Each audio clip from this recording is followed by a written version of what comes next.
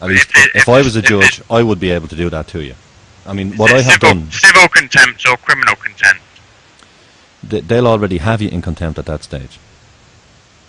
It's too late once they get you. They'll just look at the guard and say, take them away. Jurisdiction. How they can have, there because this is the point I'm trying to make to you. You don't fully understand, I don't think, what subject matter jurisdiction is. Sure. This is what I'm trying to explain to you now, and I've looked at this for a long time. Okay, so I'm trying to help you here. Absolutely, I accept that. That's okay. Excellent. Okay, so the way it works, it's very subtle. This is what I want to get across to everybody who's listening as well. It's very subtle. It's so subtle and it's so simple. You have to really think carefully. If you make a statement or a claim when you go in there, they will hold you, because you've entered, and they will hold you, your body, physically. They will hold you until they find a resolution. They may not, but they can do, and they have done so, and they are, they are more inclined to do so now. What I'm suggesting to you... My understanding of it is that they simply hire a room down at the law courts and fill it with their own counsel staff. And under the Misrepresentation Act, they cannot act as a claimant and a magistrate at the same time. They don't have to, because they're not. They're acting as an administrator. They're only acting as. They can put on 20 different hats. They can act as a doorman. They can act as anything they like in there. Once they're authorised by those above them, and they are. So it's not a problem for them. Most likely you'll probably be sitting in front of a sheriff. You just won't know it. Interpleader. This is the point I'm trying to make. People haven't looked into this enough. There's an awful lot more goes on in these places than meets the eye. What I've been studying what these guys known as judges do. That's what I've been studying. And once you look at what these guys do and what the sheriffs do and how the whole thing is set up, you come to a different set of conclusions, you see. So if you go in there and say, I'm here as the lay advisor for that legal fiction. Now I know, for example, some guys have gotten away with that because the magistrates weren't fully up to speed. Sure, but you think they are now? Believe me, they're up to speed now. And they will start to take people because they do not want this to continue. And how do you think I should approach this now then? Well, short notice. Well, as I said, it's a short, sharp shock. But I mean, some of the stuff that Andy has told you about, are you addressing me? Example, yes. For example, that's the basic premise to begin with. I think in any interaction with anybody. I mean, for example, if you're standing in a room of 30 people and somebody starts calling out a name, and you think that guy maybe he is addressing me, maybe he's not. Maybe there's somebody else who uses the name Chris as well. You see, Chris is not your name, right? And the reason it's not your name... as well to get joined, don't they? Well, the reason Chris is not your name is because I know 100 guys that are thereabouts, and I could all ask them, is your name Chris? And they'll say, yeah. I've got loads of nicknames. That's right. No, I'm not asking about a nickname, but I'm saying there's loads of other guys out there who think their name is Christopher too, right? Well, you all can't be Christopher. Sure. Right. So somebody's lying, and you're standing in front of them, and they're going to go, it's you. You must be lying, because there's loads of other guys out there who, if we ask them, they'll say, it's Christopher. So by asking them, are you addressing me, sir, you're kind of passing the onus onto them? Well, I wouldn't even ask them to call him sir, but I would say, if somebody is calling out, hey, Chris, and I don't recognise them, I would keep it real simple and ask them, are you addressing me? If they say yes, who is addressing me? How would you approach entering the courtroom? Because obviously this is assuming you're inside the courtroom. Well, would you do it with the approach that I mentioned and say, sir, before we enter the court, no, do me with our God-given and unalienable rights intact? No. Would you say that before you go in? No, I'll tell you why not. Because my God-given and inalienable rights are always intact, always. Even if somebody is beating the shit out of me, my rights and my God-given and inalienable rights, them, sure. Yeah, they exist, right? So how would you go about entering the courtroom? Well, just walk on in. I don't call it a courtroom, but if I need to go somewhere, I just go there. If they call something, and I think maybe perhaps they might possibly, you never know, want to talk to me, I might walk up and say, are you addressing me? No, I wouldn't have a problem with that. And if they say, oh well, who are you, or are you Mr. Such and Such? Well, are you addressing me? Okay. If they say yes, who is addressing me? If they don't answer you, or if they start reading out charges, you wait until you get an answer as to who is addressing you. You don't. It's like a game. Do you not need to prove at all that you've attended the courtroom? Well, we haven't got even anywhere near there yet. Okay. So, it's the way this works is it's a game of chess. If I'm playing you in a game of chess or checkers, right, and you take a move, if I take 2 moves, you're going to complain, right? Hey, what the hell are you doing? You're just taking 2 moves. So it's you take a move, I take a move. You take a move, I take a move.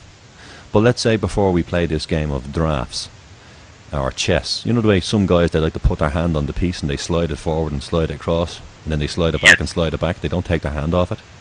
Yeah. Yeah. When they start talking about, oh, we'll read out the charges, officer, do this, do that, do the other, that's what they're doing. They're just sliding the pieces around, but they're not taking their hands off them, and they just keep sliding them back. You think they're taking a move, but they're not. Until they respond appropriately to what you've asked them, you don't take the next move. I don't care if you have to stand there staring at the guy for an hour. If he looks at you and says, you know, blah blah blah, charges, whatever, say, sorry, who is addressing me? I need to know who you are. Who is addressing me? You literally don't go any further than that point. Just literally, are you addressing me? And they'll never be able to go any further, will they? Well, if they say, yes, I'm addressing you, then your next move, of course, is, well, who is addressing me? And if they don't tell you who they are, well, you don't move. No matter what happens after that, you say, who are you, please? Who are you? He will then say, I'm justice of the peace, judge, sheriff, interpleader, blah blah blah, whatever, and he might then start a motion to the officer read out the charges, all in the same breath. He might even say to the clerk, take a note of this, clerk, officer, read the charges, you at the back, shut that door now, Mr. X. You see, he might throw it all together. They like to do this. And you see, you might then think, oh crap, now what do I do? Whereas I would say, under God, so help me God, that is your oath. Now we have a binding contract. Because he used the magic word. Under God, so help me God.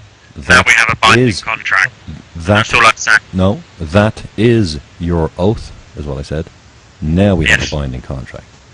Now the reason for that is because he used what I call the magic word. And it is a magic word, the magi word. He used the magistrate word, or he used the judge word, or justice of the peace. Now once he does that, he's telling you he's a judge of a situation. Now I happen to know, for them to be in that position, he had to take an oath, and it was under God. And if he's wearing a turban on his head, and if he thinks, well, I didn't because it's not my religion, blah blah blah, then he's lying to himself, because he's sitting there under Her Majesty's oath of coronation when she took her oath, the coronation oath in 1953 under the Queen. And her oath is under God. So he's under her oath covers his ass too, believe me. So whether they personally made an oath to God or not, that's irrelevant. She did, they work for her, hers is covering them. So I'm going to tell him, by saying that, I'm accepting his oath. And I'm letting him know, and I'm holding him to it. Okay. It's real simple. Just about taking that on board. Well, as I said, it's simple because this is new information to me, so it's. Well, we've spoken about this many times here on TNS Radio. Sure, again, I've only recently heard of your station tonight. Right. So well, look, I mean, you see, I understand people have come across a lot of other information on a lot of other sites, and I'm not knocking any of that information. I'm really not. It's just we have had a chance to kick this information around quite a bit. You know, we have bounced it off the 4 walls, as they say, and we've thrown it in the corner, left it sitting for a bit, and picked it up and looked at it and turned it inside out. We've used logic. Sure, just you're aware I'm in England, and that's the difference. No, I don't care if you're in Japan. Yeah, fair enough. It's the same. Right? But you've been most helpful. It's been absolutely brilliant. Well, again, I'm not telling you what to do. I'll be tuning in a lot more now, I remember, and everything else. And absolutely. Well, what I'd say to you is, I'm not telling you what to do. I'm just explaining it to you. It's good to hear of more people that are out there that know, as it were, because sometimes you feel quite alone. You know, it's over in the UK. I don't think there's many people awake. You know. Well, the point I'm making to here is, they may still they may, you know, as I said, I'm not giving you advice here. I'm just telling you this is the way I see it. This is how I see the situation clearly in my mind. Because why take a step forward when it's not your turn? When it's his turn, it's a game of tennis. He hits to you, you hit back. He hits back, you hit back. Right? You don't let him. You don't let somebody in tennis hit the ball twice, right? They hit the ball once, then it's your turn. So if he hits the ball and then he runs over to the umpire and he manages to get a cup of tea or a cup of, you know, I don't know what the hell they drink, barley water or whatever, and he talks to the linesman before you get a chance to hit the ball back to him, that's nothing got to do with you. You've hit the ball back, he now has to hit it back to you. Whatever he gets done in the meantime is irrelevant. Right? That's not part of the tennis game. That might be distracting for you, but it's not part of the tennis game. The game, if you will, is between you and the guy in the high chair. That's it. So if he does the whole, oh, officer, read the charges or whatever, fine, let him. Or read the complaint, whatever. Or, well, complaint, they don't generally make complaints. But if they did, I would say, well, I didn't hear a complaint. Unless you've actually hurt somebody. In which case, you're in deep doo-doo if you've actually hurt somebody, but that's because you've broken the law, right? So you should be in deep doo-doo. I'm a peaceful being. There's never been any risk of that. No, the reason I'm kind of going through this is I think some people do get confused about this. I think some people there's a lot of information on a lot of other sites out there. Yes. We tend not to put this information on the site, believe it or not. We tend to generally have kind of private conversations with each other at the meetups and whatnot, and we tend to spread this way as opposed to blasting it out like I'm doing now on the radio. But I'm doing it for a reason. I think it's important people engage logic and reason, and if somebody can come up with a more logical, more reasoned approach than I've just explained the way I think about it, please let me know. If there's something even simpler out there, and I want to know about it, because I always aim for absolute simplicity in these matters. Sure, I mean, the spiel I've got in front of me of all the things I've been trying to memorise, you know, just to make sure I've got it clear in my head, you know, it's 2 pages long. Yeah, well, you don't need any of that, most likely. You know, I'm looking at a far simpler solution, really, right in front of me. I know it's last minute, but it makes sense, and I'm prepared to try something new. Well, I'll put it this way. I mean, there's a YouTube video up on TNS Radio on YouTube. Guys, anybody else listening, go to TNS Radio. I think it's TNS Radio. Yeah, YouTube/user TNS Radio Ireland is the YouTube channel, and there's a video on there where a guy, I think it was last Monday, I think he went into the court or into a room with people, whatever you want to call it. We call it court for the sake of conversation. And they asked him, Mr. Garda such and such versus Dave Carney. And a man leaned forward or motioned to them. He said, "Are you addressing me?" And they looked him in the eye again. They said, "Dave Carney, is it?" Not "are you?" They said, "Is it?" And he said, "Are you addressing me?" And they stood up and they left. So he left. Okay. It was that simple. That was literally it. That was the end of the case. Game over.